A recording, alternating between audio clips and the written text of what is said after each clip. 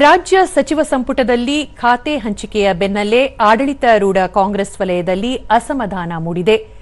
ಬಹುನಿರೀಕ್ಷಿತ ಬೆಂಗಳೂರು ನಗರಾಭಿವೃದ್ಧಿ ಖಾತೆ ಸಿಗದೇ ಇರುವ ಕಾರಣಕ್ಕೆ ಹಿರಿಯ ನಾಯಕ ಹಾಗೂ ಸಚಿವ ರಾಮಲಿಂಗಾರೆಡ್ಡಿ ಅವರು ತೀವ್ರ ಅಸಮಾಧಾನ ಹೊರಹಾಕಿದ್ದು ತಮ್ಮ ಸಚಿವ ಸ್ಥಾನಕ್ಕೆ ರಾಜೀನಾಮೆ ನೀಡಿದ್ದಾರೆ.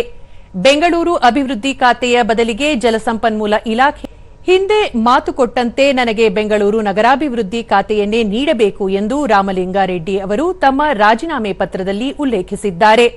ತಮಗೆ ನೀಡಿರುವ ಜಲಸಂಪನ್ಮೂಲ ಖಾತೆಯನ್ನು ಒಪ್ಪಿಕೊಳ್ಳಲು ಸಿದ್ಧರಿಲ್ಲದ ಅವರು ಕೇವಲ ಶಾಸಕರಾಗಿ ಮಾತ್ರ ಮುಂದುವರಿಯಲು ತೀರ್ಮಾನಿಸಿದ್ದಾರೆ.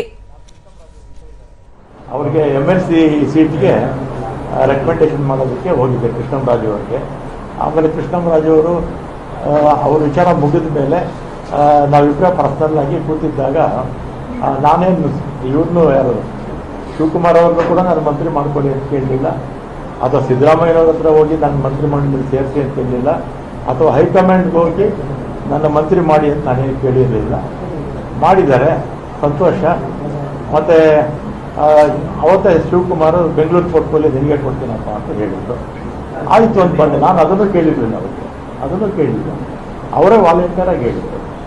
ಆಮೇಲೆ ನೋಡಿದ್ರೆ ಈಗ ಜಲಸಂಪನ್ಮೂಲ ಕೊಟ್ಟಿದ್ದಾರೆ. ನಾನು 2 ಬಾರಿ ಕೂಡ ಅವರೇ ಕರೆದು ಕೊಡ್ತೀವಿ ಅಂತೇಳಿ ಆಮೇಲೆ ಬೇರೆಯವ್ರಿಗೆ ಆಯಿತು.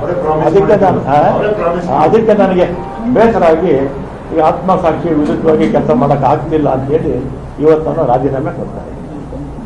ಆಮೇಲೆ ಕಾಂಗ್ರೆಸ್ ಪಕ್ಷದಲ್ಲೇ ಇರ್ತೀನಿ, ಕಾಂಗ್ರೆಸ್ ಶಾಸಕರಾಗಿ ಮುಂದುವರಿತೀನಿ, ಅದರಲ್ಲೇನು ಎರಡನೇ ಮಾತಿಲ್ಲ.